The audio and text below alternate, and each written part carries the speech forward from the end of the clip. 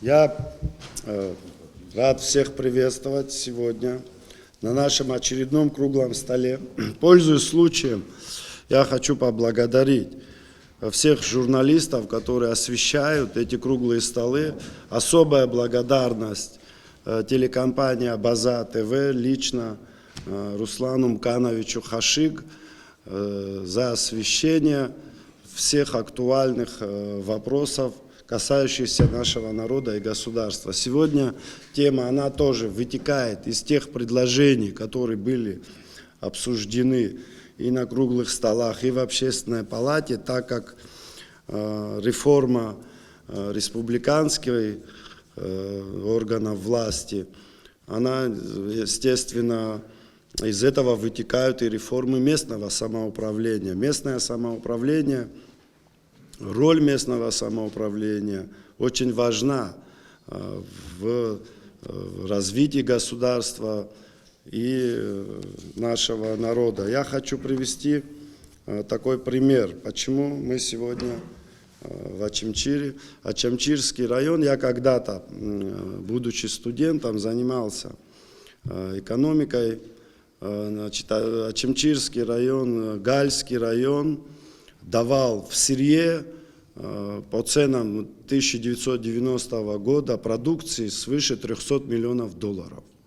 То есть производилась продукция, которая попадала на предприятия сельхозпереработки. Это огромные у нас, вот как маяк, к чему мы должны стремиться. И, конечно, без местной власти, это касается не только системы исполнительной власти, это касается и местных депутатов, значит, раскрыть потенциал нашего народа, раскрыть возможности, значит, обеспечить всеми необходимыми инструментами для того, чтобы наши люди могли проявить свои талантливые черты, невозможно без реформы местного самоуправления. Поэтому я считаю, это тема важная. И, кстати, опять же, хочу подчеркнуть, как экономист, что если мы не будем наращивать производство собственной продукции, благосостояние народа не увеличится. От того, что кто-то привез за границей товары, тут перепродал, то есть от этого, значит, лучше не будет жить ни сотрудник милиции, ни врач, ни учитель, ни крестьянин, никто. И тем более, что в этом году, к сожалению, у нас наблюдается по официальным данным Управления статистики спад промышленной переработки почти на 500 миллионов. И явно видно, что наши и сельхозпроизводители, и промышленные переработчики нуждаются в помощи, нуждаются в поддержке. Мы, значит, находимся, еще раз хочу сказать, в городе Очамчира, поэтому, если никто не против, я хочу предоставить первое слово, значит, герою Абхазии Вячеславу Кучубере. Он работал на больших должностях в Очамчирском районе, в городе, у него тоже есть опыт. Далее прошу подготовиться Адгура Амирановича Ардзенба. И вот так пойдем. Регламент у нас 7 минут, 7-10. За наблюдение круглый стол, я все идей горгартиоп. Я хочу зазем, зазем, сакши случайно. يوحى الزكية بريس ساكش حتو كتر نخامي يخيو مسخر نعم بيع رجولة يلا حزن خزوم يخبر جانزة وجه حبة قربج أرزوده برا حشة ريونا شو ما بسنز خنجر أرزوده وجوجي أرجود برسبون بي إزبان داخل ماجو برسبولا وتكنيكا أنا زود حشرة نبش شلا جبال يا أرزوخ حي حبو بيزون بس يلا بس صخرة أرتخو زيرش بعد يز الزجي تبوب حشاس حط يا سام تبشانة شزك في لخوب أوسكو شو بيقدروا تحاي خي حزلتشاج والسارة وخي دارا يكتوالتو بيزبانوك زروي حرا حبستازا حاجلر Пейпш из Купарта Сцараку. Добрый день, уважаемые друзья, коллеги. Здесь сегодня собрались во многом люди, которые имеют непосредственный прикладной опыт в работе органов как местного государственного управления, так и самоуправления. Также здесь присутствуют депутаты парламента, и это отрадно.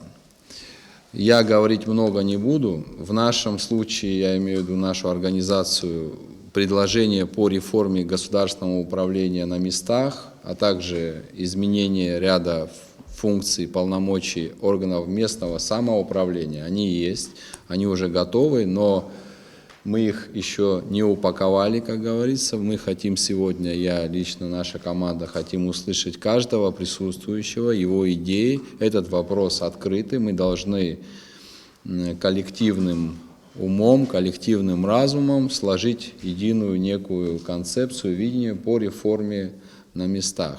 В целом, канва всех реформ и изменений, которые должны происходить в нашей стране, она должна быть направлена на главную цель – это возрождение. Мы представители более молодого поколения, но мы продолжаем ту большую работу, которую столетиями делали наши предки. Если говорить о нашем народе, слово «возрождение», оно должно быть в устах каждого, потому что если взять последние 200 лет, вот мы сейчас общались с одним молодым человеком, представителем фамилии Маршан, и говорили о истории, с нашей совместной историей. На самом деле наш народ сильно пострадал за последние столетия. Последние, даже если взять 200 лет, мы видим, что это были в буквальном смысле истребление, уничтожение, переселение, насильственное переселение. И если даже взять поздний период Советского Союза, СССР, для нашего народа практически во многом были ограничены возможности естественного развития. То есть мы не могли иметь доступ к нормальному образованию, мы не могли иметь доступ нормально себя выразить. И это, конечно, накладывает определенные отпечатки. Плюс ко всему этому добавилась ожесточенная борьба за право на самоопределение, когда грузины оспорили силовым путем это наше право, нам удалось все вместе отстоять, но опять же мы заплатили очень высокую цену. И поколение наших родителей, потому что здесь в основном люди молодые, вот дорогой наш старший товарищ, герой Абхазии, их поколение пострадало очень сильно. И поэтому, вот когда мы о чем-то начинаем говорить, мы должны в основу основ, на мой взгляд, субъективные, всегда исходить и закладывать именно вот это слово «возрождение». Ведь право на самоопределение – это не только территория, язык, флаг, гимн. Это в первую очередь право занять достойное место среди народов мира, достойное нашей истории, нашей культуре. И вот это право невозможно в полной мере реализовать, если мы не организуем правильно работу на местах, в районах. Потому что если взять историю, лучшие умы практически, и писатели, художники, политики, они рождались в селах, районах, происходили из отдаленных уголков Абхазии. Сегодняшняя ситуация, сложившаяся ситуация говорит о том, что мы слишком рано, к сожалению, взялись, некоторая часть нашего общества, за роскошный образ жизни, за то, что не совсем подобает нашей культуре, нашему менталитету. Сегодня в Абхазии, если абстрагироваться от каких-то политических даже циклов, в целом подойти к ситуации, колоссальное расслоение. Мы видим, что в районах у людей отсутствуют возможности и механизмы социальных лифтов, они практически отсутствуют в нашем обществе. Есть определенная каста богатых людей, а все остальные просто выживают. Если, опять же, взять ретроспективу, нашу историю, но вот это не соотносится к той трагедии, через которую мы прошли через последние сотни лет. То есть что-то не так в том обществе, в том государстве, в котором мы с вами все выросли, живем, работаем и будем жить. Надо менять. Значит, ресурсы неправильно распределены, может быть, власть неправильно распределена. Не должно быть так, чтобы ребенок крестьянина, который сегодня обрабатывает землю, не имел никаких перспектив, если у него нет кого-то в Сухуми, в каком-то министерстве. Ребенок крестьянина, простого гражданина Абхазии должен понимать, его отец должен понимать, что обрабатывая землю, работая днем и ночью, он имеет возможность вырастить своего сына, и благодаря своим знаниям, благодаря своим способностям, он может в этом государстве, в этом нашем абхазском обществе, внутри своего народа вырасти и подняться туда, где ему положено. Сегодня давайте откровенно говорить, в нашей деревне, наши села, мало вы найдете хозяйств, где это хозяйство самодостаточно. Я по своему селу могу сказать, если в этом доме нет кого-то, кто в городе зарабатывает деньги, этот дом очень плохо существует, этот двор, домохозяйство. Значит, уважаемые коллеги, вот здесь мы с вами собрались, и достаточно опытные люди. Есть кто не попал сегодня по разным причинам. Я призываю вот к чему. Я озвучивать наши идеи сегодня не буду, я хочу больше услышать, наверное, это будет правильно, Ахрашотович. Я призываю вот к чему. Абстрагироваться от каких-то политических воззрений, абстрагироваться от каких-то вопросов, которые не дают нам развиваться. А просто давайте поговорим по душам, поговорим о том, что действительно мы видим, что не так что-то, понимаете. Может быть, система управления страной. Здесь много изъянов по центральным органам власти. Мы говорили и продолжаем говорить о том, что, опять же, свое видение предлагаем. Но на местах тоже не все в порядке. Ведь в 21 году, в 21 веке, это мое любимое выражение, не должно быть так, чтобы из района письмо в центральные органы власти или в администрацию президента двигалось несколько дней. Сегодня люди так не живут. В мире такого нет. Это маленький, малюсенький пример того, что надо менять. Поэтому вот эти вопросы и многие другие вопросы, я надеюсь, мы сегодня обсудим. Есть идеи здесь, я знаю, по увеличению полномочий местных органов власти, по расширению полномочий. Кто-то считает наоборот, что надо более унифицированно подходить и так далее. В целом, я думаю, у нас, Ахрашотович, будет обмен мнениями, может какая-то дискуссия, не в режиме доклада. Здесь вот я вижу очень много людей, которые, есть что сказать. Да. Я хочу предоставить слово Андрею Львовичу Барцец, министру юстиции Республики Абхазия. Андрей Львович Барцец обладает большим опытом в вопросах и конституционного строительства, и муниципального.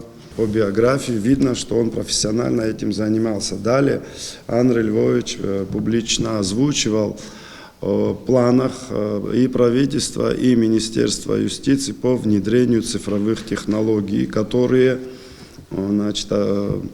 улучшат коммуникацию, облегчат жизнь. И я как понял, это я со стороны, а Андрей Львович свое мнение говорю, что они дадут возможность проявлять себя простым гражданам более в современном формате и ускоренном формате. Андрей Львович, прошу. Смысл и цели наших встреч в целом и сегодняшней встречи в частности наверняка заключается в том, чтобы прийти к некому светлому будущему для, возможно, себя, своих детей и будущих поколений. Поэтому, проезжая в очередной раз мимо Чимчирской набережной, я питал очень теплые чувства того, что, возможно, когда-то в ближайшей перспективе этот замечательный город будет наполнен людьми, туристами, будет потрясающая инфраструктура, и эта замечательная набережная расцветет. Я очень этого желаю. Я хочу поблагодарить организаторов этого круглого стола. Насколько я понимаю, это уже серия круглых столов, нацеленная на обмен мыслями по модернизации системы органов государственного администрирования. К большому сожалению, не попал на предыдущую встречу по объективным причинам. И с удовольствием хочу выступить сегодня. Я хочу поблагодарить вас отдельно за ту формулировку обсуждаемых тем. Это усиление роли местного самоуправления в государственном строительстве и местное самоуправление как один из основных инструментов раскрытия потенциала народа. Вот эта вот формулировка раскрытия потенциала народа меня навела на такие вот комплексные мысли, с которыми я хотел бы сегодня поделиться. Уважаемый Эдгур Амиранович, вы сегодня во вступительном слове упоминали самоопределение, упоминали о очень тяжелом пути, который проходил наш народ. В комплексе мы реализовали свое право на самоопределение, восстановили свою суверенную государственность. Мы не создали ничего нового, мы восстановили то, что было наработано годами предыдущими поколениями. И самоопределение и само по себе это право народа определять свое настоящее, будущее и оценивать свое прошлое в том числе. В этой связи мы на протяжении многих лет неустанно осуществляем шаги разного рода, направленные на становление и модернизацию нашей абхазской правовой системы. Конечно, в большинстве случаев мы пытаемся не изобретать велосипед и используем опыт как нашего сопредельного государства в лице нашего партнера Российской Федерации, но и периодически пытаемся внедрять механизмы администрирования западных стран. В этом ключе у нас есть и определенные успехи, и определенные поражения, но я не склонен ни о чем сожалеть. Я считаю, что это наш национальный путь становления нашего государства, и в обязательном порядке этот путь увенчается успехом. Я в это очень сильно верю. На мой взгляд, реформа местного самоуправления, реформа как таковое, представление модернизации системы администрирования возможно в рамках двух плоскостей, помимо обширного спектра других направлений. На мой взгляд, первичным может быть изменение в понимании правоприменения или правоприменительной практики, исходя из тех нормативно-правовых возможностей, которые есть на сегодняшний день у представителей администрирования на местном уровне. То есть есть определенный объем нормативных полномочий, и наверняка этот объем полномочий можно было бы либо более качественно использовать, либо более напористо, насыщенно и, как следствие, эффективно.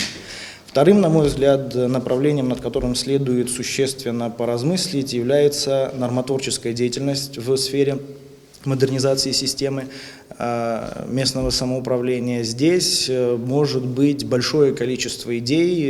Я думаю, что сегодня большая часть из них будет озвучена. Я не буду лезть в эту сферу. Я думаю, что коллеги, которые подготовлены, специально об этом скажут. Но вот из некоего практического своего личного опыта в качестве наблюдения хотел бы отметить вещь, которая, наверное, многим из вас знакома. Эта вещь связана с тем, что роль местных представителей местных властей, она с течением последних, сейчас не буду цифры называть, нескольких лет, она очень сильно увеличивается. Наблюдается, на мой взгляд, тенденция, по которой большое количество молодых людей пробуют свое участие, в том числе и в выборном процессе, и баллотируются в местные представительные органы власти. Это тоже своего рода омоложение, которое, вероятнее всего, приведет к появлению новых современных мыслей, которые эти представители будут реализовывать в ходе своей профессиональной деятельности. И вот тот перекос, который я заметил, я могу ошибаться, меня простите, я не истина в последней инстанции, Но это тоже наша практика, которую в ходе, например, вот этих реформ можно было бы попытаться нивелировать. Это высокая роль депутатов Республиканского Народного собрания парламента Республики Абхазия в решении вопросов местного значения. То есть тот функционал, который, по идее, в нормативном смысле этого слова должен быть за местным депутатом, более активно используется депутатом Народного собрания и парламента. Мы понимаем, что основная задача решения бытовых местных вопросов, таких как дорога, трансформаторы, вода и так далее, должно лежать первично на депутате местного собрания, но по каким-то причинам большая ответственность в этом плане ложится на депутата парламента от конкретного округа. В этом плане в вопросах, предложенных реформой, можно было бы сделать упор на то, что по функционалу первичная задача депутата Народного собрания заключается в представительских функциях и в законном нормотворчестве, а вот этот функционал по обеспечению оперативного решения местных вопросов все-таки усилить и направить на функционал депутатов местного собрания. Теперь, что касается, уважаемый модератор, вашего направления, связанного с цифровыми технологиями, здесь, наверное, речь пойдет о таком взаимном комплексе, может быть, нормативной диффузии и эффективного взаимодействия между центральными органами государственной власти, госуправления и местными органами управления. Дело в том, что приведенный пример, Эдгур Амиранович, вы говорили, о том, что наши граждане, проживающие в определенных районах, для того, чтобы подать определенный пакет документов, чтобы получить государственную услугу, вынуждены ездить из района в центр, в столицу, в Сухум, безусловно, является ситуацией недопустимой в современном мире, и необходимо двигаться в сторону решения подобного рода проблем. Но здесь мы, разумеется, сталкиваемся с трудностями, связанными с компетентностным характером, потому что внедрение технологий, в том числе ведомственного администрирования, требует специалистов междисциплинарного характера. То есть это должны быть специалисты и в области права, экономики, налогообложения, социального обеспечения, и специалистов в области современных технологий. В этом плане, конечно, хочется верить, что у нас будет больший поток компетенций в плане подготовки именно этих специалистов, и эти специалисты смогут перекрыть тот трудовой компетентностный провал, который у нас на сегодняшний день есть. В плане персональной деятельности Министерства юстиции в области внедрения этих технологий мы, безусловно, тоже нацелены были с первого дня на то, чтобы создать условия облегчения для наших граждан получения государственной услуги. Но, разумеется, сталкиваемся с большим количеством проблем, связанных с тем, что прежде чем ты внедришь какую-то систему, создашь какую-то систему, необходимо создать платформу. А под этой платформой находятся те базы, которые у нас на сегодняшний день находятся в бумажных носителях. То есть мы команда Министерства юстиции потратила порядка 7-8 месяцев на то, чтобы элементарно цифровать базу данных ЕГРИП, оцифровать базу данных ЕГРЮЛ в количественном показателе, чтобы вы понимали, это порядка 25 тысяч индивидуальных предпринимателей и 7,5-8 тысяч юридических лиц. И все это делалось, чтобы вы понимали, вручную наши сотрудники вбивали, молодые ребята, я персонально передаю им слова благодарности за это. А сегодня, я наверное, впервые это озвучиваю, мы планируем, выходим на план оцифровки и записи актов гражданского состояния и нотариальных действий. Мы недавно провели опись, чтобы вы понимали, в нашей стране за 100 лет, или конкретно 86 лет того, что мы видим, у нас порядка 850 тысяч актовых записей, то есть порядка 1 миллиона актовых записей, которые надо вручную каждую страницу будет оцифровать. И чтобы вы понимали, здесь речь не идет о том, что мы просто положим эти документы на сканер и у нас будут фотографии. Нет, речь идет о поисковых возможностях. Мы сами для себя, команда Минюста, понимаем, что это колоссальный объем работы. Нам пока тяжело сказать, какое количество лет на это займет. Прогнозы мы построим тогда, когда мы предпримем какие-то первые шаги. Но почему я сейчас постарался, занял ваше время, немного подробнее об этом рассказал, потому что внедрение, например, вот этих вот оцифровки таких баз данных и внедрение этих технологий предоставит нашим гражданам возможность, например, если они там, условно говоря, родились в одном районе, а по факту проживают в другом районе, не ехать через всю территорию Абхазии, чтобы найти там свидетельство о рождении или получить дубликат. Я со своей стороны как-то коротко постарался рассказать о видениях, и вот последние мои слова, они были связаны именно с тем, что создание вот таких условий, в том числе и на местном уровне, создадут платформу для будущего, ну, условно скажем, многофункционального центра или аналог «Мои документы», аналог обращения в одно окно и так далее. Но без вот этих вот процессов создать такие центры будет невозможно. И именно вот такие центры окажутся серьезным плацдармом и помощью для органов местного самоуправления, чтобы они на местах оперативно оказывали государственную услугу для гражданина, который может, не выезжая за пределы района, ее получить. Я благодарю вас за внимание, еще раз говорю, рад всех приветствовать и надеюсь на дальнейшее конструктивное обсуждение сегодняшнего вопроса. Спасибо. Андрей Львович, можно я два слова по поводу на местах потенциала? Да, это действительно ситуация, она и характеризует то, о чем мы все вместе говорим, о том, что люди стремятся больше переехать в Сухум, там себя реализовать, потому что больше возможностей. Но несколько лет назад мы провели такой эксперимент, я очень коротко расскажу. Министерством экономики реализовали программу инвестиций в человеческий капитал. И в рамках этой программы мы с каждого района ребят, кто работает в администрациях, ну, кто имел желание, мы направляли в составе общей группы с представителями центральных органов власти, отправляли в наиболее развитые регионы Российской Федерации для того, чтобы они получали некий опыт прикладной или могли посмотреть на то, как развиваются их коллеги в регионах Российской Федерации. В частности, мы вот в Татарстан отправляли, Надар ездил с группой. И хочу сказать, Андрей Львович, это был как бы эксперимент, потому что до этого систематически этим никто особо не занимался. И по возвращению каждой группы они приходили ко мне в кабинет Министерства экономики и выражали свои эмоции. Я был очень хорошо удивлен тем, что я слышал. То есть ребята включились, глаза горели, и за очень короткий период, Надар, сколько времени там занимало? Там недели-две, по-моему, да? Они очень пропитывались вот той энергетикой, которую они там видели. И я к чему это говорю? Потом поменялось опять правительство, опять новое видение и так далее. Это у нас часто бывает. Поддержали, не поддержали. Ну, к чему я говорю, Андрей Львович, если есть, вот вы этим занимаетесь сегодня, слава богу, есть такие министры, кому это интересно, да? Вот можете этот опыт посмотреть. И желательно, конечно, к этому подойти вот в системе подготовки кадров на республиканском уровне. Я хорошо, Товарищ, ты говорил об этом на прошлой нашей встрече. И тогда мы сможем вот подтянуть или во всяком случае пощупать потенциал. Но из того, что мы пощупали тогда в первый год, Андрей Львович, очень хороший был, как говорят, фидбэк. Обратно такой был очень хороший. Если это силами одного министерства, если сделать более широко и мощно, я думаю, потенциал хороший. Спасибо. Андрей Львович, благодарю вас за ваше выступление. Оно очень информативное.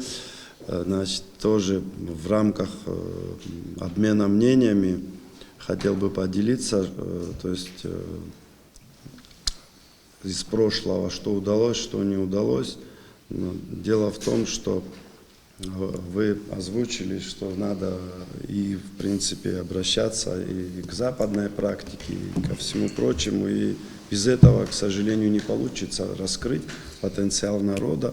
Я помню, почему важно ваше присутствие здесь, что некоторые реформы, задуманные, не смогли осуществиться, потому что была особая позиция именно до вас, именно по Министерству юстиции. Например, значит, в том же Лондоне, если гражданин хочет вовлечься в экономику, он просто пишет письмо в администрацию мэрии, что я иду заниматься, выбирает вид деятельности, и он просто идет и занимается. Второй пример. То есть о чем здесь речь, что открыть ООО, ИП, ну, максимум вот как-то за счет цифровых технологий, а тогда Минюст не поддерживал, потому что как раз неразвитость именно цифровых технологий, вот это единый контроль, единые реестры, что если, например, администрация Гудаутского района или Ачимчирского зарегистрирует ООО, чтобы был единый реестр, чтобы были защищены все права, включая владельцев или учредителей и все прочее.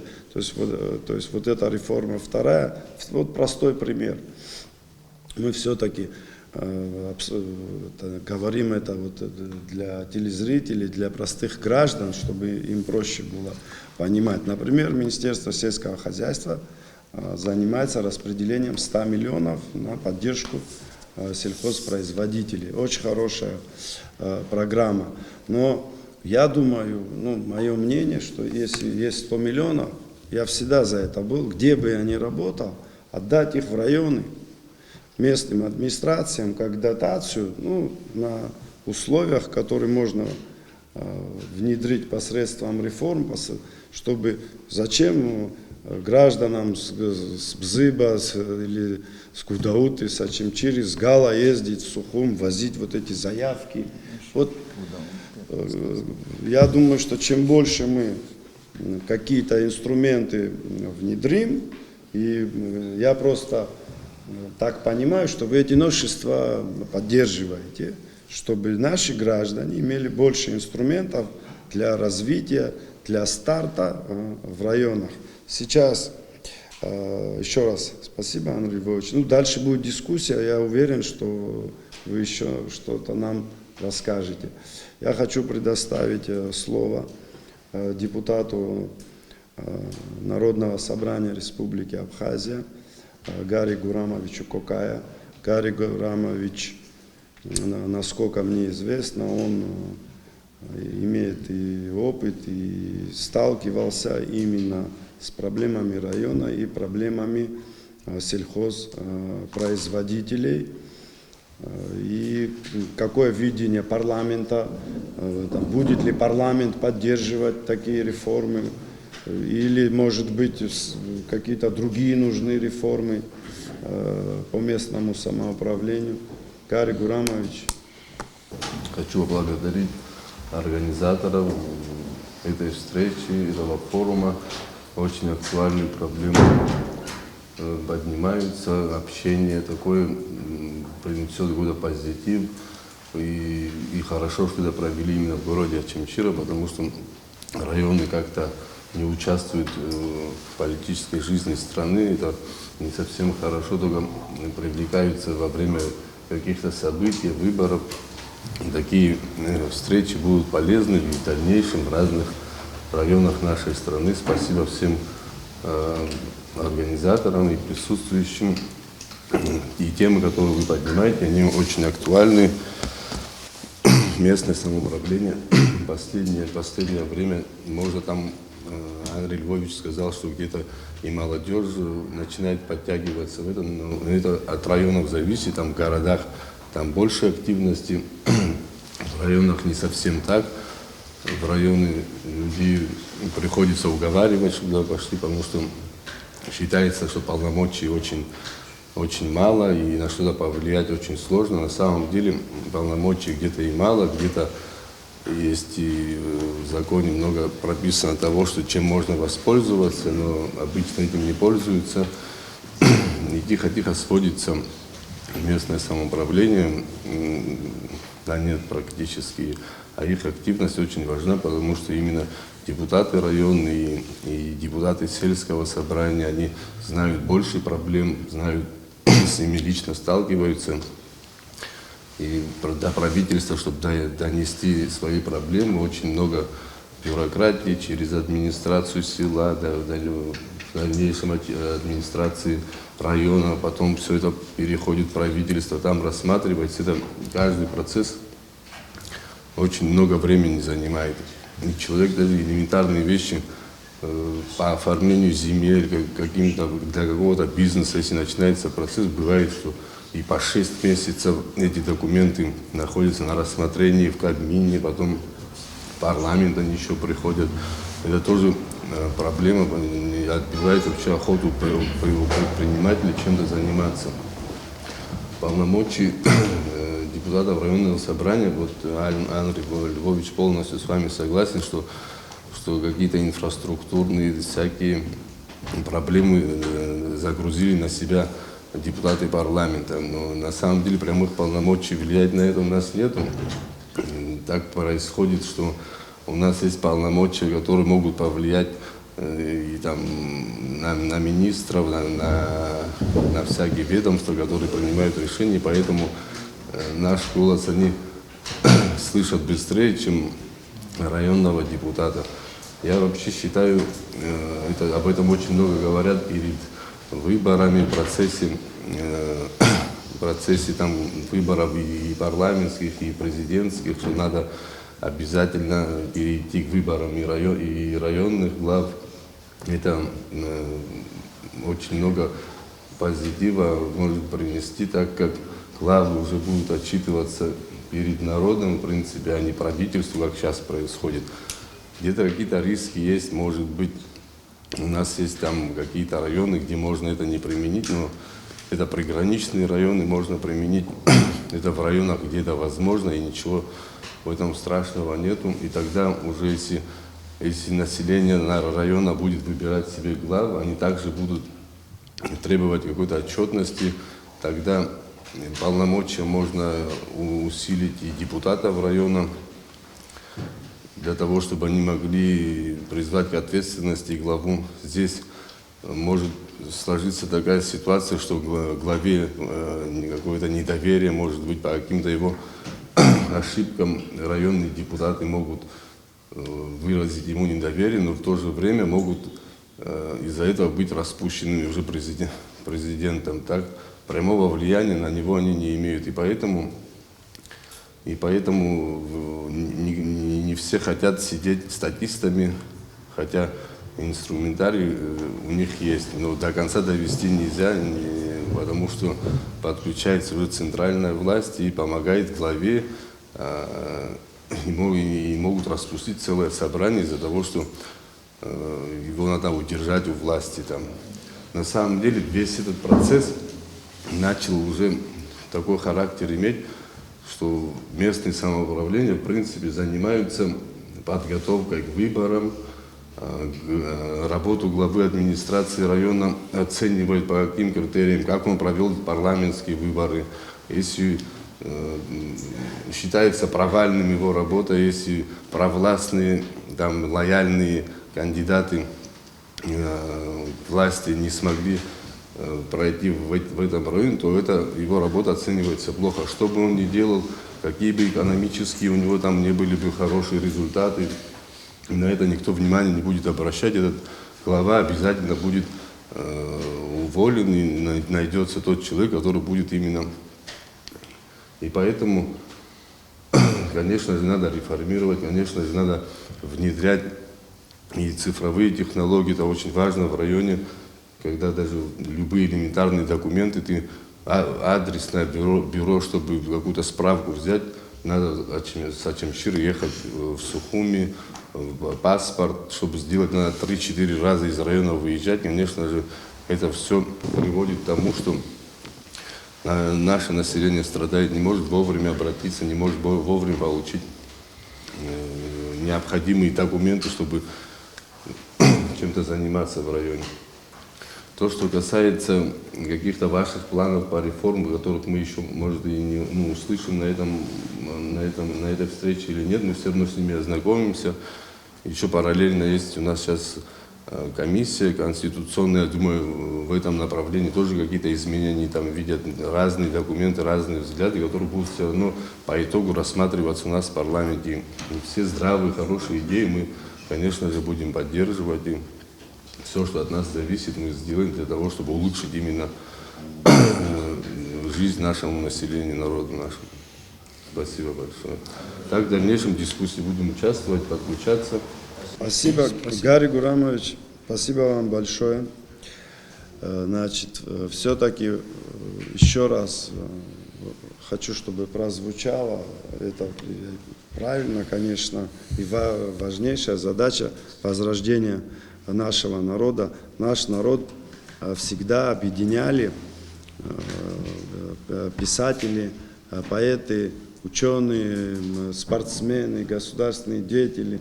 Вы знаете, когда добиваются успеха наши граждане, всех нас это объединяет. И, конечно, вот это, мы просто очень много говорим про экономику, потому что на все надо деньги, и понятно, что страна должна зарабатывать, но экономика все-таки это инструмент, а главное, это чтобы нация, значит, таланты нации, как Баграт Шинкуба, или как Владислав Григорьевич Арзенба, или как Хибла Гирзмава, или как Денис Царгуш. Вот эти таланты все время имели возможность, особенно при поддержке местных администраций, рождаться и раскрываться. Я хочу сейчас слово предоставить Адгуру Лагвилава. Адгур Лагвилава был один из основателей партии Айнар. Партия Айнар первые свои шаги на политической арене она делала, опираясь на вопросы демографии, на те проблемы, которые сложились в связи, как сказал Адгур Амиранович, с разными трагическими иными событиями у нашего народа. Предоставляем слово. И как вот в рамках нашей темы, какую поддержку может оказать местное самоуправление в вопросах демографии, в вопросах репатриации. Спасибо, Ахра. Я хочу тоже поблагодарить организаторов. Я очень рад, что Очимчиру вспомнили. Наконец-то это мой родной город. Я живу в Сухуми давно, по понятным причинам. Я не хочу о них говорить. Думаю, все прекрасно понимают, в каком состоянии у нас находятся наши регионы. Очимчирский район, Кварчерский район – это просто катастрофа. Реальная. Там, если говорить о Западной Абхазии, Гагаринский район, Гудаутский район, как-то у них получается выживать за счет туризма. У нас здесь на самом деле перспектив для молодежи практически нету. Почему так произошло? Я думаю, это тема отдельного круглого стола, мне так кажется, именно о проблемах регионов. Что касается сегодняшней темы, хотелось бы по поводу местного самоуправления. Ахра, ты правильно заметил по поводу вопросов демографии, что мы вообще, в принципе, с этого начался и наш вопросов демографии. В том числе второй наш, так скажем, наша основная идея была, это истинное народовластие. Сегодня в Абхазии, к сожалению, наша система, давайте говорить прямо, мы можем какие-то концепции сегодня обсуждать, но если говорить о сути того, что сегодня происходит, и о сути абхазской сегодняшней политической системы, она ничего общего не имеет с интересами народа. Абсолютно ничего. Она, скорее всего, так задумана не была, но по факту это происходит так. Если говорить о местном самоуправлении, сегодня местное самоуправление – это абсолютно декоративная структура. Абсолютно. Я это говорю и как гражданин, и как человек, который имеет опыт общения с депутатами там, и Сухумского собрания, и местными депутатами.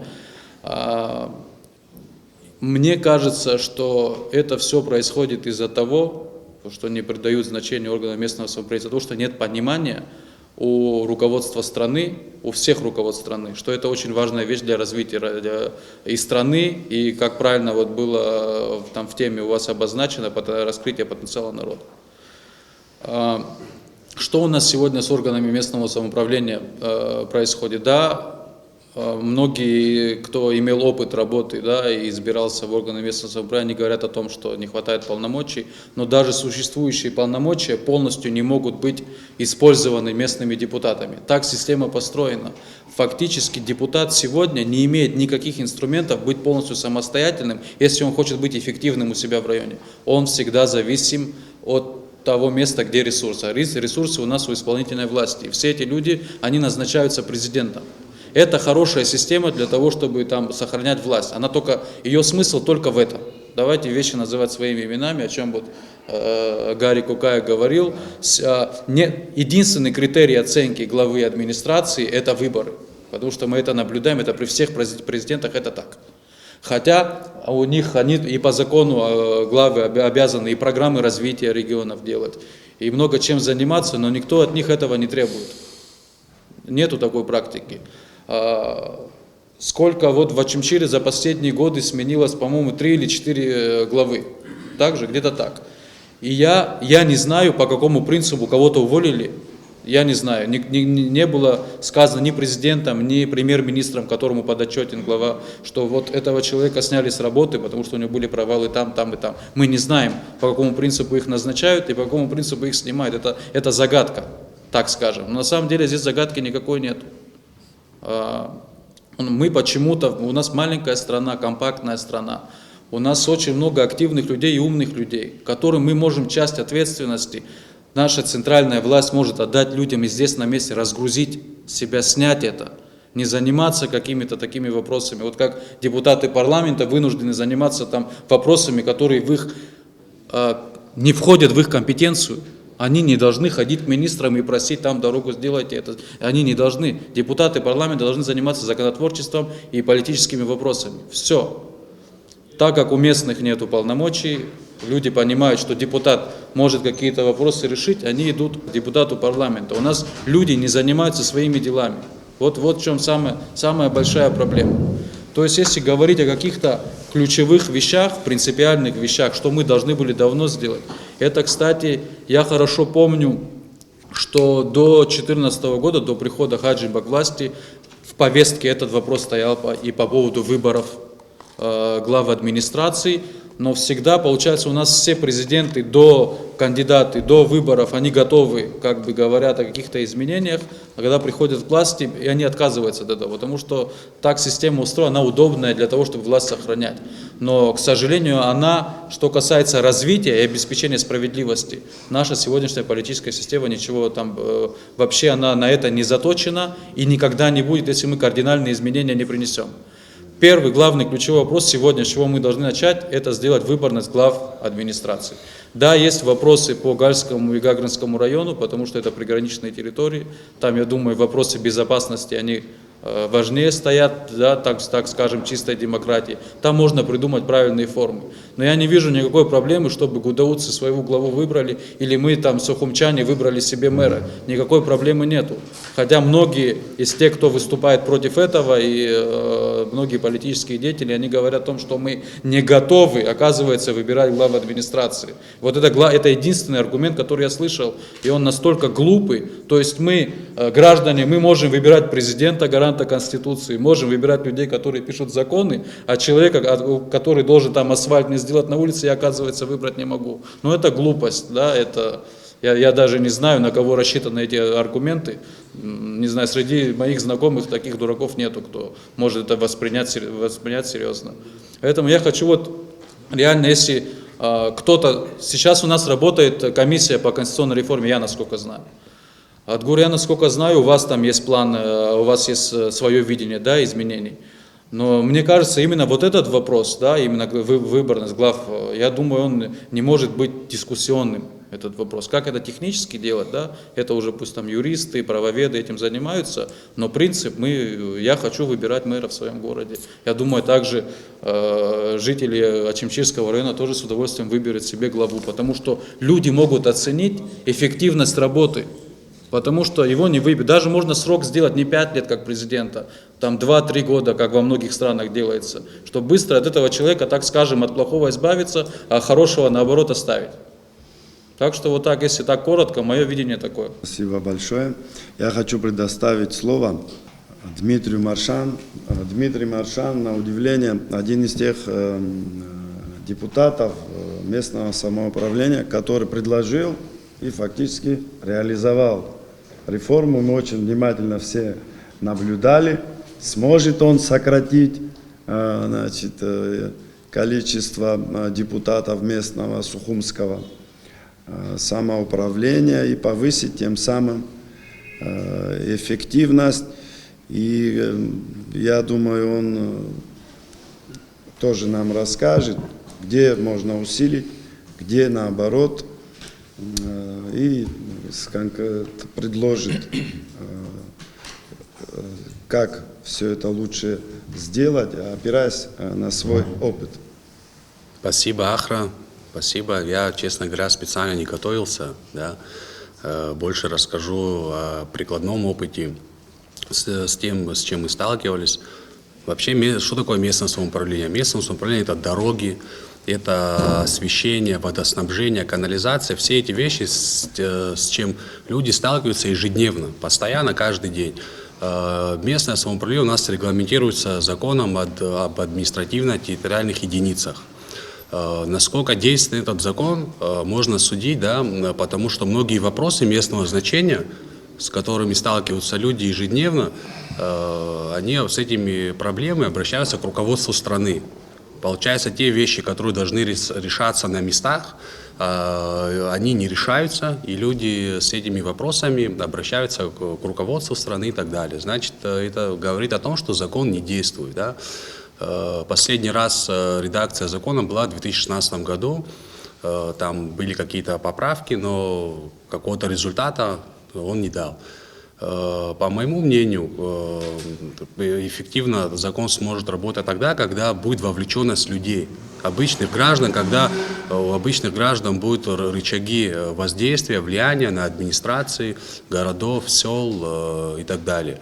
Такая практика международная, она есть. Прежде всего, есть такая практика, это партиципативный бюджет.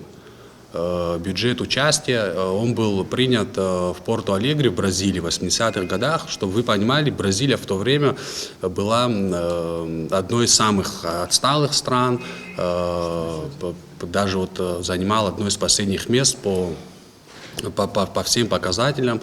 И вот это привело как бы власть страны к тому, что они приняли такую практику. Что это такое? Когда часть бюджета есть социальные обязательства, какие-то зарплаты и так далее, а есть часть бюджета, которая рассчитана на благоустройство городов, она, получается, обсуждается вместе с гражданами. Потому что вот мы знаем, многие решения у нас принимаются, да, на всех уровнях власти, и эти решения зачастую мы не можем понять, в связи с чем они такие решения принимаются. Никто нам не объясняет, почему это принимается, и люди как бы тоже не понимают. И в часть бюджета, допустим, мне кажется, это очень хорошая практика. Люди на местах лучше знают, что им лучше, допустим, дорогу подремонтировать или там парк сделать, или там школу. Ну, не имеет значения, потому что люди на местах лучше знают, что им больше нужно. А зачастую у нас как бы все решения принимаются во властных коридорах, и люди зачастую даже и не бывают в тех местах, да, где вот с чем связаны их решения. Поэтому, мне кажется, это очень хорошая практика. Если в Бразилии они смогли к этому прийти, кстати, эта практика, она стала общемировой.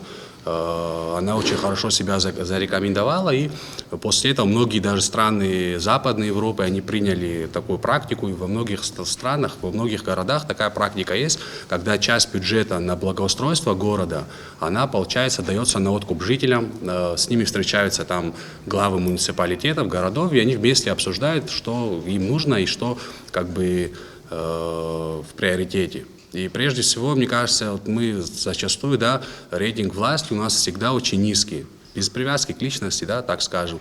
И мне кажется, больше вовлеченность людей в эти процессы, она сделает власть более прозрачной, когда власть да, поделится какой-то частью полномочий, и тем самым она разделяет ответственность вместе с людьми. И когда человек будет участвовать в этом, тогда все эти решения, они будут намного понятнее людям. Также есть такая инициатива, как правотворческая инициатива граждан. Заключается она в том, что эта норма дает право части граждан обратиться в уполномоченные органы. Там, вот, условно говоря, на примере, если часть граждан считает, что тариф на мусор завышена, она обращается в местное самоуправление, в городское собрание с такой инициативой, где местное собрание в обязательном порядке должна рассмотреть эту инициативу. Если, допустим, эта инициатива покажется, то, что на самом деле тариф, какой-то тариф, да, он завышен, то собрание примет решение, чтобы тариф понизить. Ну, это и есть вовлеченность граждан во все эти процессы, когда мы вот знаем постоянно, да, вот до этого здесь говорили, что постоянно у нас какие-то политические вот всякие дрязги и так далее. И мне кажется, это вот все эти механизмы, инициативы, они наоборот помогут, когда человек будет понимать, что от него что-то зависит. У нас как получается напрямую граждане управляют государством только в день выборов. Они вот выбирают там руководителей всех уровней и так далее, и потом как бы они за них принимают все решения. И человек понимает то, что от него ничего не зависит, что как бы он ни на что не может повлиять, и поэтому единственное вот место, где там он может что-то решить, это вот перед площадью, перед администрацией президента, да, вот единственное место, где он может какой-то там на что-то повлиять, да, во всяких этих событиях. И мне кажется, как бы, ну, любая власть, она очень как бы защищает свои вот те властные там вот позиции, да, которые у нее есть, да, и не хочет делиться с этими полномочиями, хотя прежде всего я думаю, что власти выгоднее всего это власти, когда власть, она разделяет ответственность за все эти решения с гражданами. Поэтому и никто не может сказать, что там кто-то так решил, что там какой-то чиновник в большом кабинете, что это все было сделано, какое-то решение было принято вместе с интересами населения, с учетом их мнения. Вот. Также, ну, мне кажется, это исторически близко нам, потому что у нас даже вот при феодальной системе и так далее, у нас все решения народ принимал вместе, да, и таких примеров очень много, там и Лыхнинское восстание, ну, очень много примеров, когда даже обычный рядовой гражданин мог повлиять на какие-то процессы, которые у нас происходили. А вот сейчас у нас происходит то, что весь перекос у нас идет в исполнительную власть, к сожалению, и зачастую принимаются такие решения, которые как бы людям непонятны, и эти решения никто не объясняет. Также вот Адгур говорил насчет выборности мэра. Вот я, как бы это моя инициатива была в Сухумском городском собрании, выборность главы города, да. Почему, как бы вот на наш взгляд, это лучше? Потому что любой выборный глава, он легитимнее, чем человек назначаемый, да. Тем более все знают все вот эти назначения там, да, и там мэров городов и так далее. Это все у нас происходит в преддверии выборов каких-то и так далее, на основе там, становится предметом да, торга. Становится предметом торга и так далее. И по большому счету система, опять-таки, без привязки к личности, система такая, когда человек приходит, ему, в принципе, не нужно граждан принимать, потому что он напрямую зависит от президента страны, у них есть какая-то там договоренность, и поэтому ему мнение граждан, по большому счету, как бы, тоже все зависит от человека, конечно, но неинтересно. Когда же человек, он выборный, так или иначе, наверное, да, любой политик, он хочет дальше пойти там, на другие выборы, и поэтому ему важно то, чтобы население его поддерживало. Ему и нужно и участвовать в каких-то процессах городских, и принимать население, учитывать мнение населения. И поэтому, ну, как бы это мировая практика, что любой вообще выбираемый, он более легитимнее, чем назначаемый чиновник. Да. И есть такая практика, вот, практика местных референдумов. Да, вообще общемировая. Кстати, мы тоже выступали с референдумом. У нас закон об административно-территориальных единицах, есть норма закона, которая дает право местного референдума, но процедура его, она не прописана, к сожалению. Тогда не дали, да. У нас такая практика была, она носила рекомендательный характер референдума. Мы хотели узнать у населения, согласны они выбирать главу администрации или нет, но вот экс-президент отменил это, к сожалению, решение и как бы даже не дал людям возможности свое мнение как бы выразить. Хотя вот если взять, допустим, западноевропейские страны, Германию, Швейцарию там, и так далее, у них этих референдумов там сотни проходят как бы в год. И даже такой был пример, когда в Германии, да, в каком-то городе строили автобан, ну, федеральная власть строила автобан дорогостоящий, и он проходил через какой-то сквер. Группа граждан с этого города собралась, значит, обратилась с такой инициативой, чтобы провести референдум. В итоге референдум провели, и граждане высказались против, чтобы этот автобан проходил через сквер. И поэтому пошли на большие как бы затраты, и пришлось автобан в обход этого сквера делать. Это говорит о том, что прежде всего важно слышать мнение людей.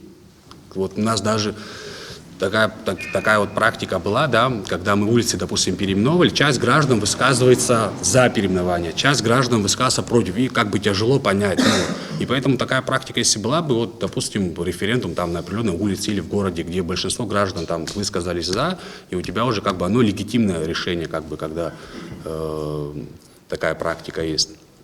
И вот мне кажется, то, что все вот эти вещи общемировые, там много их там, как бы всех этих вещей, и мне кажется, чем больше будет вовлеченности граждан, чем больше будет рычагов у людей на принятие решений, на вовлечение людей, как бы тем это будет намного эффективнее, сама система будет работать, и прежде всего это выгодно власти, прежде всего. Также, если говорить, допустим, о местных собраниях, вот мы 3 раза послали субъектам законодательной инициативы, это в парламент,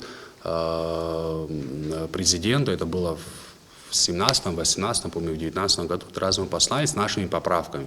Вот даже вот здесь присутствуют и депутаты местных самоуправлений. На самом деле, вот люди туда приходят, там горят желанием что-то поменять, что-то изменить, но по большому счету полномочий этот закон не дает. Вот как мы знаем, вот у нас ребята приходят, их люди поддерживают, они вроде бы стараются, что-то делают, но потом спустя время как бы и граждане многие недовольны, они говорят, то, что вот мы надеялись, что депутат что-то сделает, но он не может, потому что нет у них Получается, люди от таких них ждут полномочий. больше действий, Да, думают, больше даже, действий, что да. у них есть полномочия это делать. Хотя на самом а деле по факту их депутат, нету, да, и- депутат он хочет, горит, но не может. Вот, допустим, вот из примеров у нас есть управление, да, в администрации. И вот, к сожалению, у нас норма закона дает право утверждать их, да, но в какой-то срок проходит не прописано. Вот, допустим, да, депутаты, вот мы, кстати, в поправках наших это и было. Вот есть управление, да, ведущие экономикой, культурой, спортом там и так далее. Но вот в какое временной срок должны их утверждать, тоже не прописано. Также, когда освобождают начальника управления, если норма закона дает право нам согласовывать, то, ну, мое мнение, наше мнение, то при снятии, да, довольного чека норма закона должна давать право, чтобы мы утверждали, когда человека убирают. Почему? Потому что мы же не знаем, допустим, власть у нас часто меняется, может быть, по каким причинам людей снимают, нам тоже непонятно. Может, человек исполняет свои обязанности хорошо и так далее, может, кому-то он не понравился, может, политические какие-то расхождения, тоже мы не знаем. И поэтому, к сожалению, норма закона не дает такое право. Также это касается начальника управления внутренних дел. Да? У нас здесь получается двойное подчинение, назначает, получается, исполняющий обязанности министр внутренних дел, собрание его утверждает. Но в случае, допустим, если собрание его не утвердило, он имеет право оставаться на своей должности там хоть 10 лет. Тоже норма закона не дает такого права, к сожалению. Да. И очень много как бы таких вещей, мне кажется, еще, как, может, и не популярное такое решение, да, но мне кажется, что депутаты местных собраний должны быть на оплачиваемой должности. Почему это нужно? Потому что когда сегодня это получается как общественная нагрузка. Депутат, он работает там в другом месте и так далее, и получается вот у него как общественная нагрузка, он не находится на своем рабочем месте постоянно, а чтобы он более эффективнее свои обязанности исполнял, мне кажется, он должен постоянно находиться на рабочем месте, принимать людей, постоянно быть вовлеченным в эту работу. Хотя это может быть не популярно, да, потому что у нас как бы наоборот чиновничий аппарат очень большой, его нужно сокращать, но именно как бы в этом плане, мне кажется, депутаты должны быть на оплачиваемых должностях. Или хотя бы сделать пропорционально, да. Вот мы, допустим, бывали и в Москве, и в Санкт-Петербургском собрании, у них часть депутатов как бы находится на общественных началах, часть депутатов находится на, как бы, ну, вот на оплачиваемой должности. Ну, проблем очень много, да, вот я с ребятами тоже разговаривал, с Сухумского собрания, у нас была даже вот практика такая, когда мы собирали со всех районов председателей, и вот все эти вопросы, то, что как бы, за что у нас душа болела, то же самое у них на самом деле, все вот как бы эти вещи, они свойственны для всех регионов, всех как бы к сожалению, нету полномочий, нету прав и на местном уровне. Поэтому я думаю, что если будут инициативы, да, которые... И то, мне кажется, власть, она не всегда идет очень как бы неохотно, да, какие-то фобии в обществе постоянно там возникают, то, что вот мы, к сожалению, очень не хотим что-то менять, постоянно чего-то боимся и так далее. Так что, мне кажется, если больше таких инициатив будет, тем больше эффективнее на местном уровне можем решать те вопросы, как бы, которые связаны именно с жизнью граждан, вот, с каждыми вопросами. Спасибо большое, Дмитрий. Очень информативно выступил.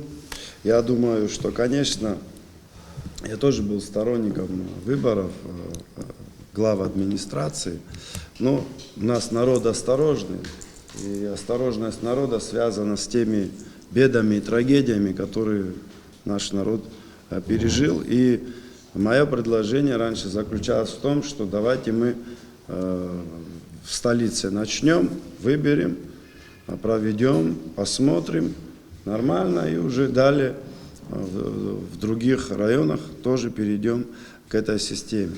Сейчас я хочу предоставить слово Ривазу Беня. Значит, Риваз Беня много лет проработал депутатом Гагринского собрания, местного самоуправления. Лично я его знаю хорошо, и он мне запомнился тем, что он активно всегда защищал общественные территории. У нас рыночная экономика, понятно, Гагра, там граница России рядом, значит, транспортные коммуникации, Адлерский аэропорт и много туристов. И, значит, наше общество сталкивается с тем, что идет попытка коммерциализации общественных территорий. Это парки, это зоны отдыха, это набережные, это, значит, объекты, значит, или образования, или культуры, когда некоторые граждане пытаются их захватить и коммерциализовать. Второй вопрос тоже касается непосредственно сегодняшней темы. Ну, например, я помню, вот, девушка написала книгу о старинных фамилиях, о старинных домах в Гагре. И вот для того, чтобы эту книгу издать, значит, Ривазу приходилось, значит, в Сухум обзванивать, значит, разного рода чиновников для того, чтобы эта девушка молодая реализовала свое творчество.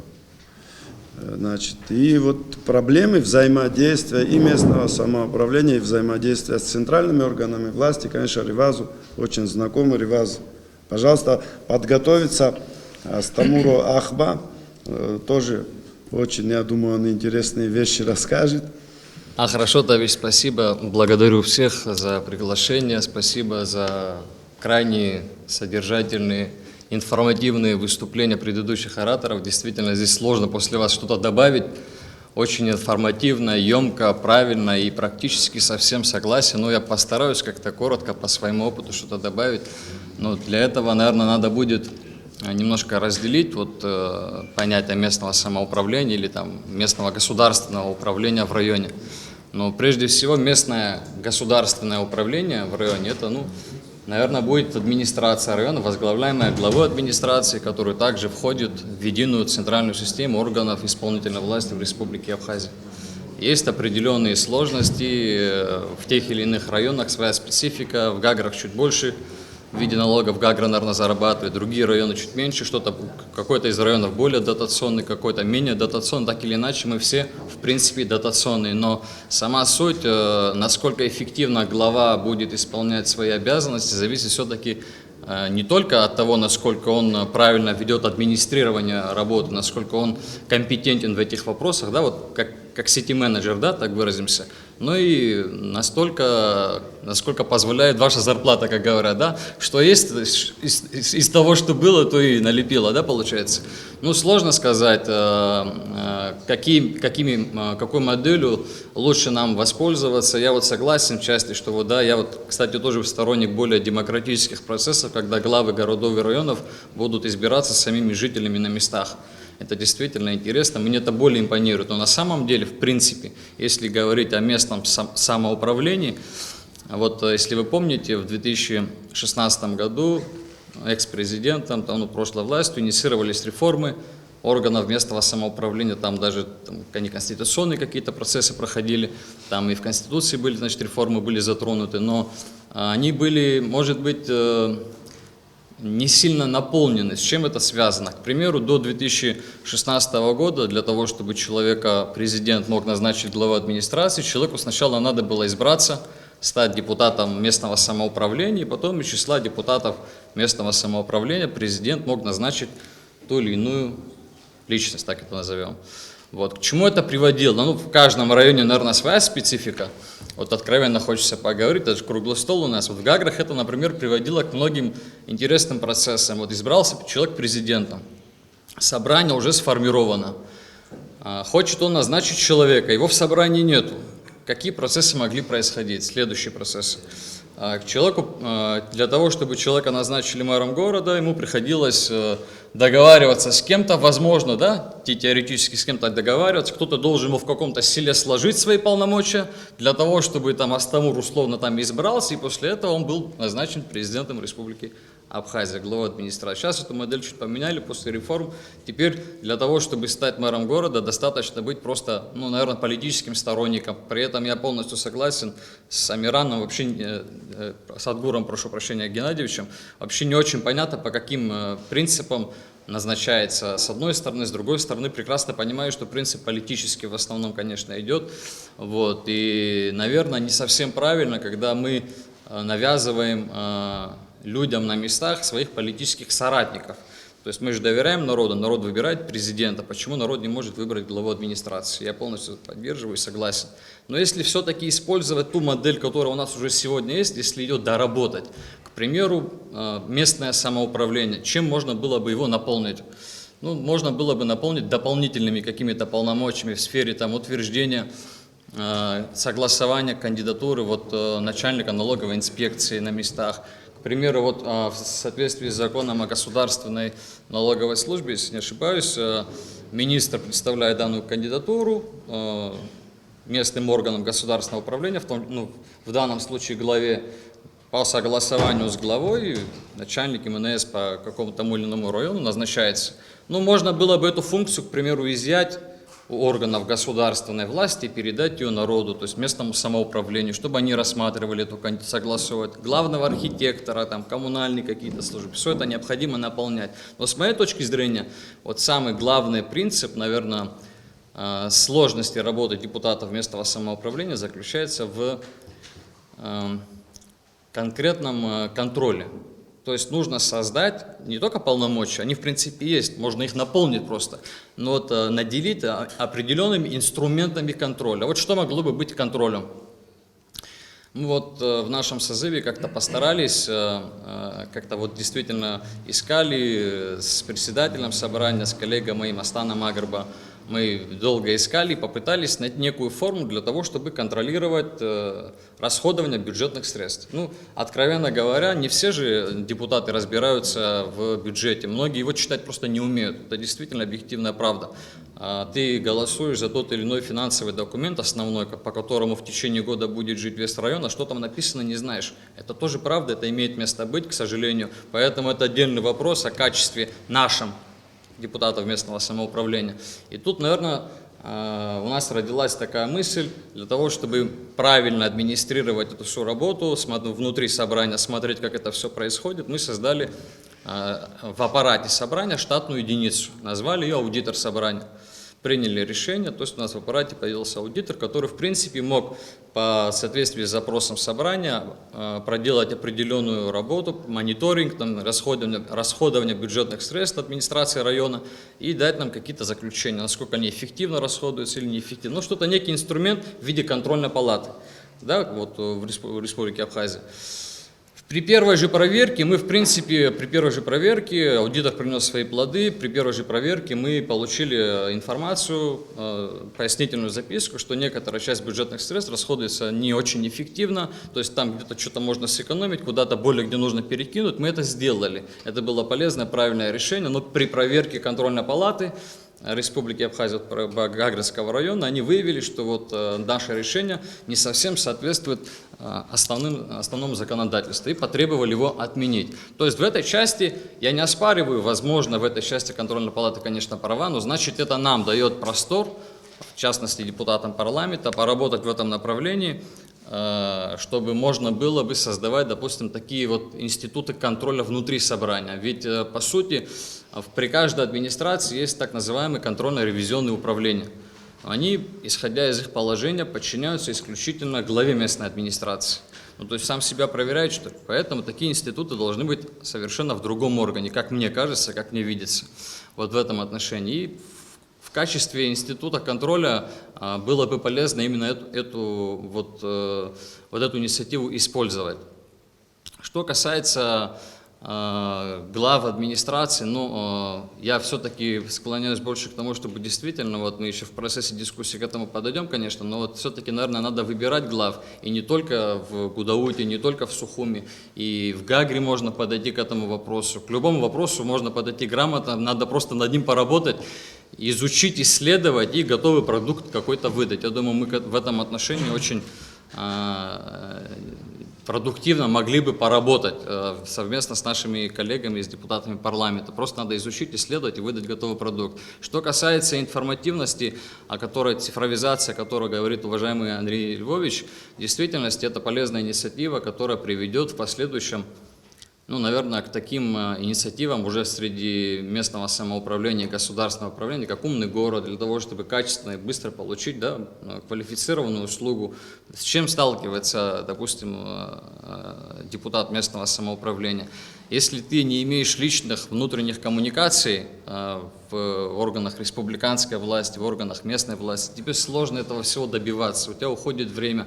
Я полностью согласен, когда вы говорите, что человек не должен долгое время обращаться с заявлением на разрешение на строительство или о выделении ему земельного участка и сидеть, ждать, потом это заявление может потеряться, потом оно может вообще его рассмотреть только через полгода в итоге он в ожидании ждал, а пришел отказ. Все должно быть быстро, информативно, и к этому, конечно, надо стремиться, чтобы более качественные услуги предоставлять населению. В этом отношении, полностью тоже согласен. В целом сложно здесь из того, что вы говорили, сложно что-то дополнить, потому что действительно проблема, она у нас общая есть.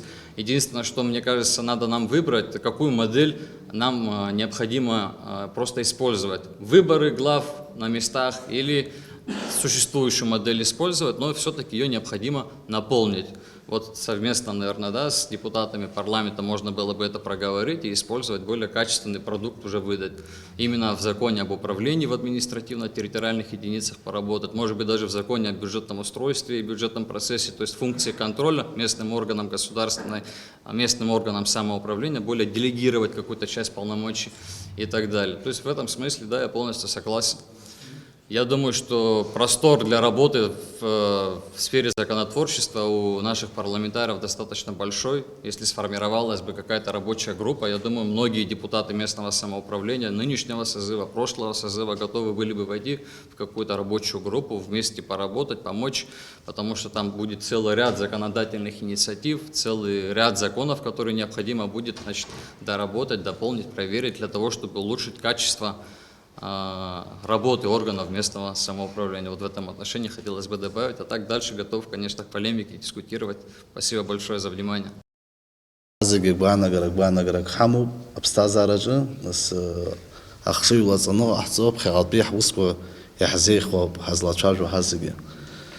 يلقاو بتصختن بيان تزهن نسوس أجيج قيم زيت حب خيقز حاش تخيقز ها وشك ياشم حسب كزود وجبيه وسق حزقي حس شرطو проблема كوي حمو أود يركو حمو يحزيب شو دايرو كروب يقوب يبسخو بتصختن بيان تزهن عام تيناكورشنا أخي خجي يخطب حزقي حب كزود يتجي أشرشكوا بخا أغاطرة ويجان إخوان سري نارت بانو شاوات شجوي جيسنس بزين يحضروا تحريخا أريا كمشير ريون حقوق عامة سروزم أو ديركو بسني خاصناكو يرتشوب يحسشرنا قد أتبان بياشنا أزنيش حقوم شر أي نسقط بميغراتسيا أبخين رجلنا حكتك وتتشود أي بشرع مشتخ ميغراتسيا حوز حريحس خد حس بيانا قد ибзин яхдырут ихянас район виза дота район магагра район туризм ганахл хчика чару по ганахла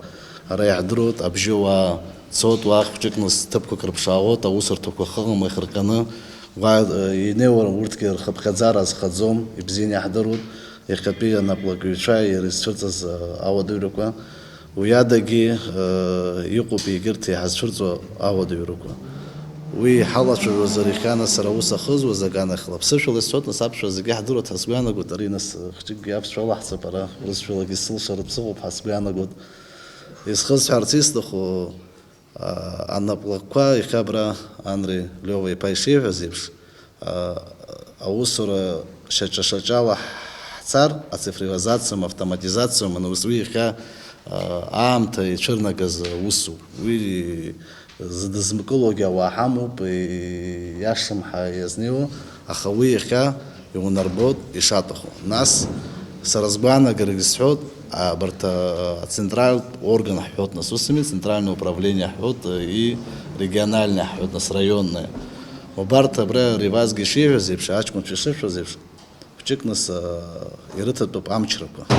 Ирыму гимачам зралап иха ирыму рхиархун ус рамцазар диалот ир харге ус звоз خي يتجي حرب شرح بتازر حبتان حسبانا قلت خنسوي عام تبخي يتجي قوب أبوس حورو حزنيرو туризм аганах лахала чузер уепши қогастара чузу айкша хатракпа хамадзым ишапна гоепш цқалоп рызык шиқу айвны ашатан ургулу цқалайш ургулу епш нас айведа ушвеепш цқалоп рызыги хэнткар рагиш гулу ишиқалу убреганахла атыпан юқлава авусызво идзига цхра аррытаду уже отцохтан прям то захани хабот абри шопсик я хазам аналогово реформа игалас ибзин яхдурут хазиги ай макача катсан искенги ндс уяни возной ндс гум сазлачаву атапан ндс избан узер шуку сирбхазон уя атапачан харагун уя казарагун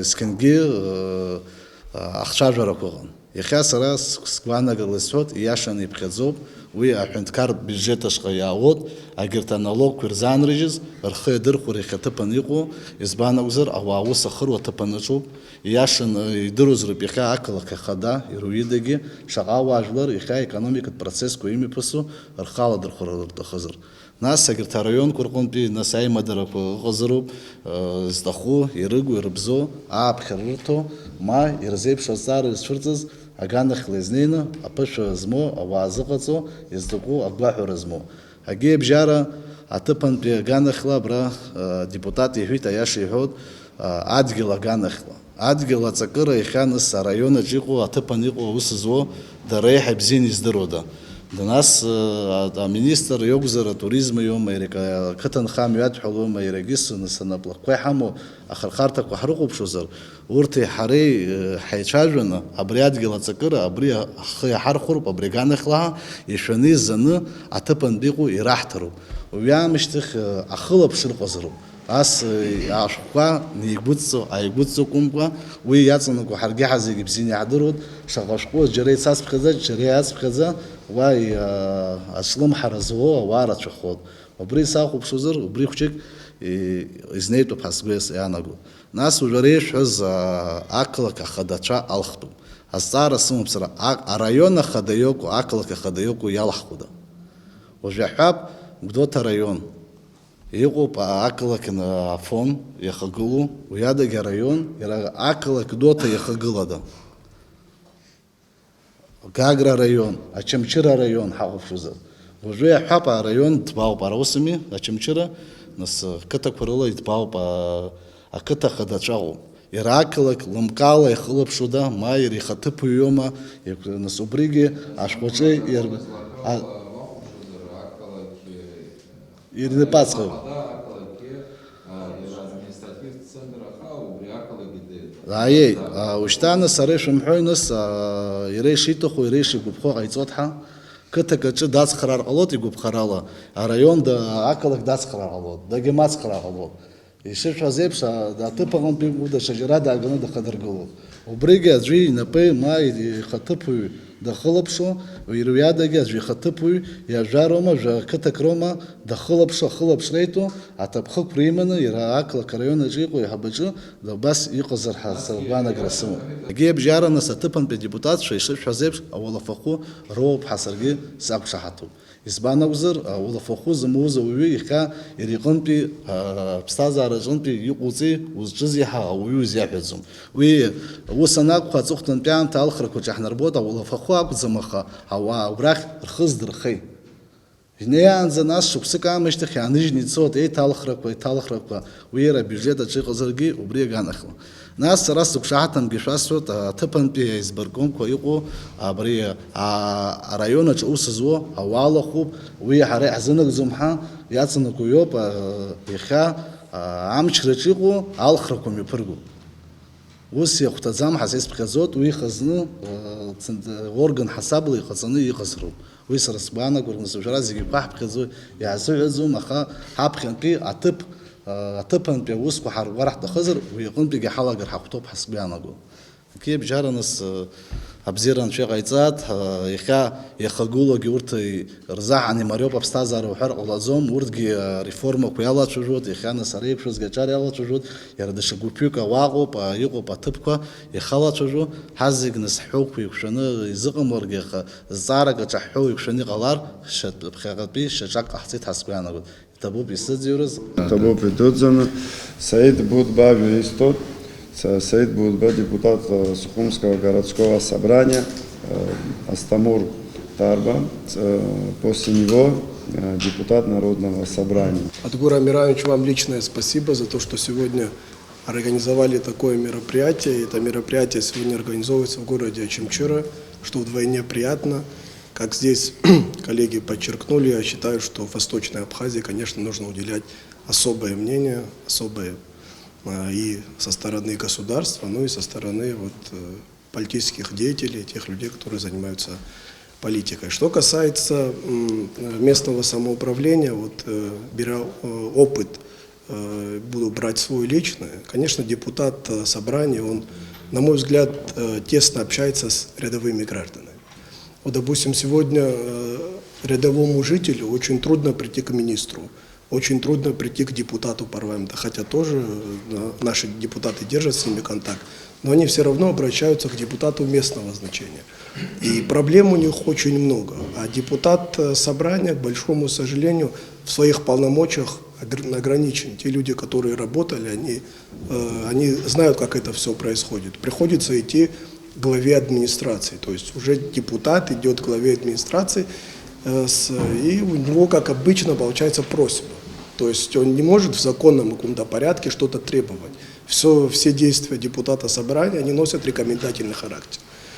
Конечно, мы с коллегами тоже общались на этот счет, и когда мы были депутатами, много чего обсуждали, в том числе, как Дмитрий сказал, мы проект закона послали в парламент республики, в том, чтобы депутаты рассмотрели, чтобы в том числе и начальники управления, которые подчиняются главе администрации, в том числе они были и депутатами тоже, да, чтобы депутаты за них голосовали, потому что когда ответственность была бы выше. Но с мертвой точки никак все не сдвинулось. Думаем, что в ближайшее время, может, в будущем депутаты будут рассматривать этот вопрос. По поводу, я хотел сказать, остановиться по поводу выборов главы администрации. Вы знаете, мы в свое время и в общественной палате общались, и депутаты парламента там присутствовали, да, и, вы знаете, все говорили одно и то же: надо, надо, надо. Но когда дело доходит до решительных действий, да, все идет не так, как надо. Мы говорили о местном референдуме. Местный референдум, это просто воля граждан, да. Мы хотим сегодня, допустим, как многие говорили, как нам делать, проводить выборы в Сухуми или проводить в Гудауте, в Гагре. Но для этого мы не можем сами что-то решить. Мы должны спросить у наших жителей. И мы хотели провести местный референдум, рекомендательный характер. Прошел референдум, мы посчитали, что наши жители города Сухум хотят обсудить этот вопрос, хотят, чтобы мэра выбирали. Но сразу началась политика, сразу кто-то с чем-то не захотел с полномочиями делиться, и президент бывший тогда, вот, как говорится, решение наше отменил.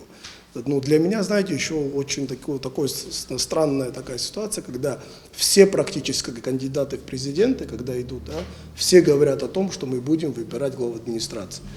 Ну, практически, да, практически говорят, да, что если наша команда придет, будем, ну, в конечном итоге с мертвой точки вот этот вопрос тоже не двигается. Ну, конечно, депутаты собрания, те ребята, которые работают сегодня, очень трудно. Зачастую, вы представляете, без заработной платы, без полномочий, без ничего, а приходится делать определенные вещи. А определенные вещи – это дороги, это свет, все, что, как бы, да, у наших граждан очень много требований. Ну, вот как бы так пытались работать и что-то в таких, даже в таких полномочиях что-то делать. Ну, на мой взгляд, да, выхода просто нету.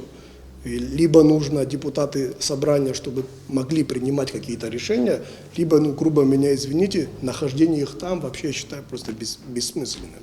Потому что можно было сделать так, чтобы, допустим, как один из примеров, вот у нас тоже как были такие мысли, городские судьи, городской прокурор тоже в том числе, чтобы, да, допустим, за городского прокурора почему не должны голосовать местные депутаты?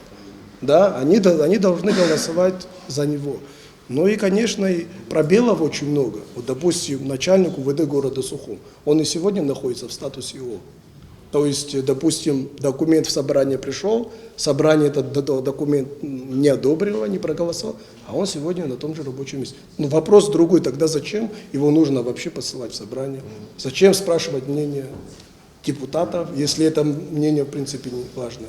Ну и ряд других вопросов. Конечно, в таком положении, в котором находится городское собрание, сейчас говорю по городу Сухум, а вообще, допустим, собрание районов, там все это вообще, я считаю, что просто так люди, да, и вот мы видим, допустим, да, проходят выборы даже в столице, в городе Сухум, там на многих участках один кандидат. Это о чем говорит? Это говорит о том, что люди не хотят туда идти. Это говорит о том, что человек, который туда идет, это как бы общественная нагрузка или в будущем, да, хочет пойти депутатом парламента. Вот, только так, да. А нам же нужно делать для того, чтобы мог пойти человек поработать там, да, что-то сделать и приятное сделать своим гражданам. Но я вот на эти вещи так смотрю. Абзерашимаз яха айзарат халазар хузиге итабуб айткаича алшарак хаште яха халархра. Физлачавио тема и накны жак урысшил исход губганцевым тозар. Вот по вопросу реформы касаемо органов местного самоуправления, да, безусловно, я тоже сторонник и поддерживаю того, что необходимо проводить реформы и очень даже серьезные реформы в плане усиления полномочий местных депутатов, но это мое субъективное мнение. И да, есть необходимость проведения реформы, но самая большая беда и проблема наша, не в обиду никому это будет сказано. Сегодня у нас есть закон о местном самоуправлении. Наша большая беда, я считаю, то, что этот закон в полном объеме не работает. Сегодня не соблюдаются те нормы, которые прописаны. Вот даже касательно депутатов парламента, вот я себя возьму и депутатов местного самоуправления, в ходе выборных процессов мы на себя берем, каждый получается, что какие-то обязательства перед населением, там во благоустройстве их инфраструктуры и всего остального, хотя это не должно касаться депутатов парламента. А касательно депутатов района, сегодня вот у них полномочия ограничены, да, жители обращаются, население видит, что на самом деле в своих возможностях и полномочиях депутат районного собрания ограничен. Но я бы считаю, что депутат собрания в одном лице, конечно, ему тяжело будет какой-то вопрос решить и довести до логического конца. Но когда собрание района будет как один орган работать и поставить себе цель и задачу не решение вопроса локальным образом, точечно, а поставить себе задачу перед руководством и себе, что совместно разработать программу развития того или иного региона. Скажем, вот каждый вот депутат будут, они 10 человек, каждый со своего района, они должны знать со своего округа и района, какие проблемы, какие приоритетные вопросы в первую очередь надо, это развитие инфраструктуры или развитие сельского хозяйства, что приоритетнее будет для того или иного района. А мы, вот, к большому сожалению, так не подходим. Вот к нам жители обратились, и мы локально начинаем бегать и заниматься этим вопросом, и в конечном итоге мы упираемся в стенку, в тупик попадаем. А если у нас совместно орган один разработает программу развития района или региона, будь он глава администрации, будь он и министр, и все остальные, не отреагировать на обращение такого органа, я думаю, что не смогут. Понятно, да, когда по одному вопросу только подходишь, это уже решение остается за главой. Помочь в этом направлении тебе ту или иную дорогу сделать или линию протянуть. А когда к нему на стол ляжет программа развития района, он вынужден будет отреагировать и при формировании бюджета учесть все те предложения, которые предоставили району. Мы вот зачастую этим не занимаемся. Даже вот Ахра затронул тему финансирования сельского хозяйства. Сегодня в этом году заложено на развитие сельского хозяйства 100 миллионов рублей. Это, может, небольшие деньги, но каким-то подспорьем для наших граждан, жителей это может быть, но проблема в чем я вижу, там комиссия создана, я являюсь членом комиссии. Единственное, мне бы хотелось, не то, что, как вот вы сказали, напрямую, чтобы с района туда, в министерство, на комиссию не попадали бумагу, а уже, вот, например, Очимчире возьмем, это один из аграрных районов нашей республики, где можно на самом деле развивать аграрный сектор, для этого все условия есть, но у нас в районе отсутствует программа развития аграрного сектора. Если она будет разработана, даже житель сам не должен будет писать заявление, дайте мне, дайте то. Когда у нас программа будет в каждом селе, что можно вырастить, уже на местах глава администрации села, глава администрации района может уже смело обратиться к руководству страны, чтобы для развития аграрного сектора или именно в этом направлении развития выращивания той или иной культуры, он сам может обратиться, получить денежные средства в район и, естественно, уже потратить их по целевому более эффективно.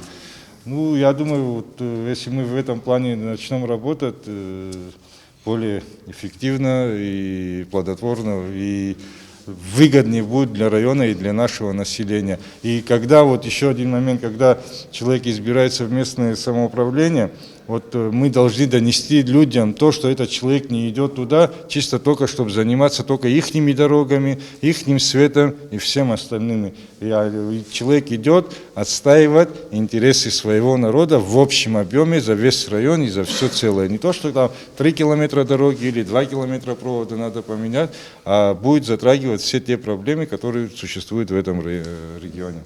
Спасибо. Здесь присутствуют депутаты разных созывов, что самое интересное, но с течением определенного времени, кстати, ничего и не меняется. Все те же проблемы. Но здесь хотелось бы подробнее остановиться на некоторых вещах, которые, в принципе, не были озвучены, немножечко техники. А вот в контексте сегодняшней беседы хотелось бы отметить, что действующий с 1997 года закон об управлении в административно-территориальных единицах Республики Абхазия требует изменения. Вот Дмитрий Александрович сказал о том, что в 2016 году были внесены поправки, но, честно говоря, ни на что не повлияли. Как нам известно, практически в каждом районе республики и в городе Сухум имеются свои собственные управления культуры, образования, экономики, санитарно-эпидемиологического надзора, ветеринарного надзора и так далее.